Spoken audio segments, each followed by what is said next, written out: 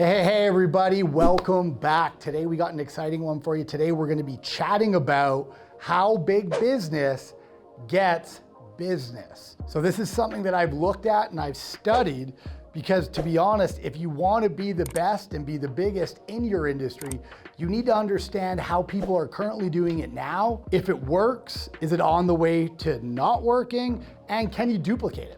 Okay, so we're gonna go over 6 steps here. The first one that I've seen the most for big business, when I'm talking big business, I'm not talking the janitorial company that's doing $2-3 million a year. I'm talking the company that's doing $500 million, $300 million a year. What they do is when they want to go into a marketplace, the first thing they do is they'll go in and negotiate and buy 1 to 3 competitors. Right? They'll just go in and be like, all right, we're gonna go from 0 in a marketplace to $15 million a year, and they're gonna absorb their operations and their contracts.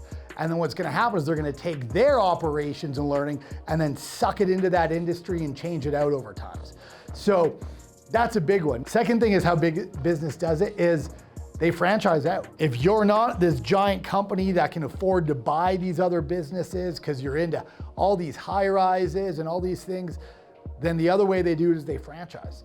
They create a system, they franchise it out, so they'll sell a master franchise for a state, a city, an area, whatever, and then they'll teach them how to franchise out and sell contracts. Okay, this is how places like Janiking, JamPro, CleanNet, and a lot of these other places build their business.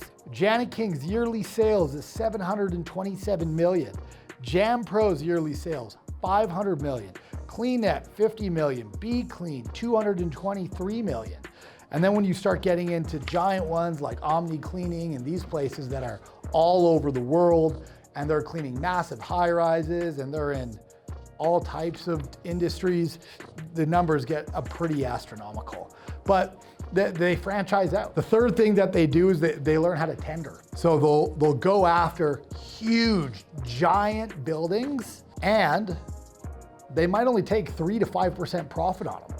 But the contract is $200K a month, and they already have the people, the infrastructure sitting around and waiting.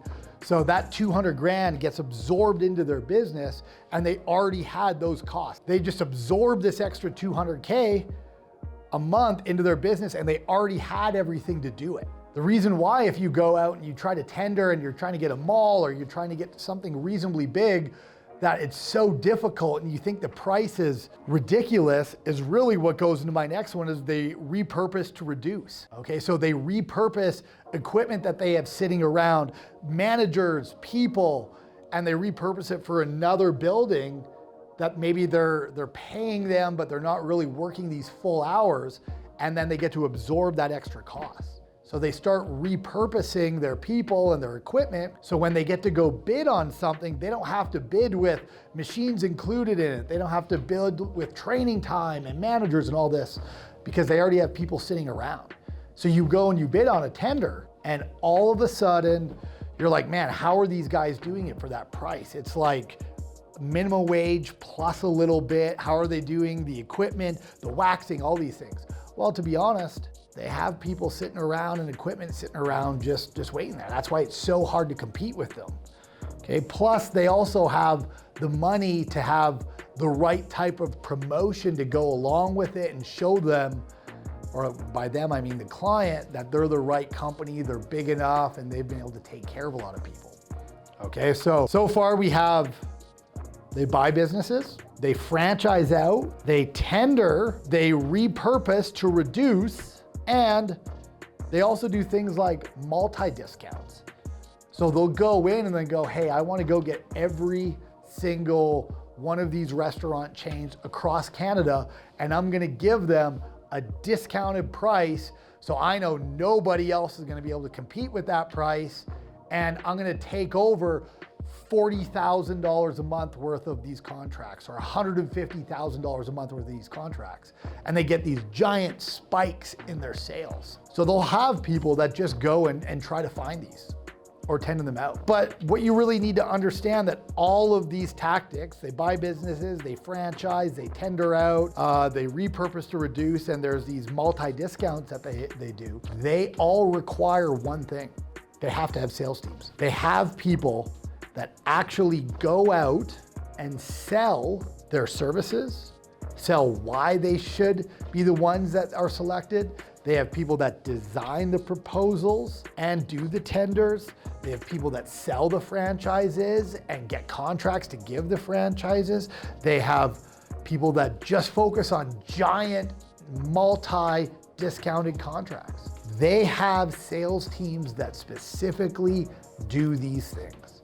And that was the number one thing that I realized. So how big business does it is they drum up leads, whether that's somebody cold calling, door knocking, through their website, referrals, network marketing, CEO knows another CEO, whatever it is. They drum up leads, and then they have a sales team that delivers their price, terms, why they're different, and why that different benefits that client. That was the one thing I noticed. So all these companies that are staying small, and if you're one of them, you need to really understand the one thing in common that every single big business has is they have people, lots of people. And I'm not just talking about cleaners cleaning. They have sales staff, they have managers, they have operations, they have CEOs, they have VPs, they have all these positions. So if you're thinking you're gonna get to 15 million, it's gonna be you and a bunch of cleaners, you need to understand that you need leads and you need salespeople, because those leads are gonna need nurturing and closing. So that is how big business gets contracts. Those are the ways and the tactics. And if you want to get big, then you need to model, mimic, and master the big. I hope this information helps. As always, if you want coaching or some questions from me, you can call me at 1-800-377-5572. Just ask for Peter Boland and we'll do some coaching calls and we'll get you help so that you can get to your first contract, first million, or first 10 million. But we're here to help you out. So thank you very much.